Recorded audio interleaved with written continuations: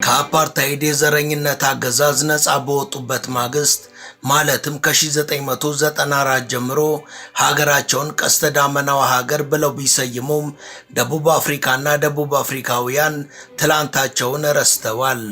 ተሰደው የተሻለ ሕይወት ፍለጋ የከተሙባትን ያቀፈችው ደቡብ አፍሪካና ደቡብ አፍሪካውያን እነሱ ለዘመናት የታገሉትን የአፓርታይድ አሰቃቂ ስርዓት እነሱ በተራቸው ወደ ሀገራቸው ሄደው ሰርተው ለመለወጥ የተጓዙ ወንድም እህቶቻችን ላይ ተግብረውታል። የአፍሪካ ወንድሞቻቸው ላይ ያላቸው ስር የሰደደ ጥላቻና ያለ እፍረት የሚፈጽሙት የጭካኔ ተግባር በእጅጉ የሚያስደነግጥና ለወሬም የማይመች ነው። በተለይ ደግሞ የነጻነታቸው ጎህ ይቀድ ዘንድ የአንበሳውን ድርሻ የተጫወቱትን ኢትዮጵያውያንን በማያባራ መልኩ በጠራራ ፀሐይ በሚዘገንን ሁኔታ ይገላሉ። ስራችንን ቀሙን፣ ሀብታችንን ወሰዱብን፣ ወንጀል አበዙ በሚል ሀገሪቷን ወደ ሲኦልነት ለውጠዋታል። ትላንታቸውን ዞር ብለው ያላዩትና ባለውለታዎቻቸውን የዘነጉት በቡድን ተደራጅተው በእጃቸው ዱላና ስለት ይዘው በየሱቁ ዘምተዋል።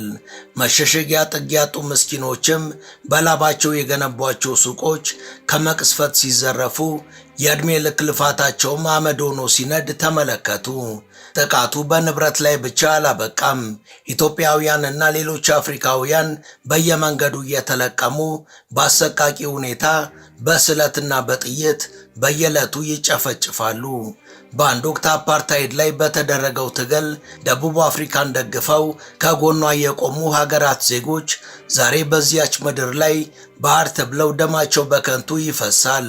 የተሻለ ሕይወት ፍለጋ ከኢትዮጵያ አንድ ብለው በኬንያ፣ በታንዛኒያ፣ በማላዊ፣ በዛምቢያ፣ በዚምባብዌና በሞዛምቢክ አቋርጠው ረሃብ፣ ጥማት፣ መደፈርና ሕይወታቸውን ከሞት መንጋጋ አትርፈው የቀስተ ዳመናዋን ምድር ለመርገጥ የቻሉት ጥቂቶቹ በደቡብ አፍሪካ ያገኟቸው ጎዳናዎች ወርቅን የተጎናጸፉ አይደሉም። ይልቁንም የጥላቻ፣ የጭካኔ፣ የመፈናቀልና የግድያ ጎዳናዎች እንጂ። Doesn't feel peaceful. They're brandishing weapons. They're in the heart of Johannesburg's central business district, making it clear to everyone here that they do not welcome African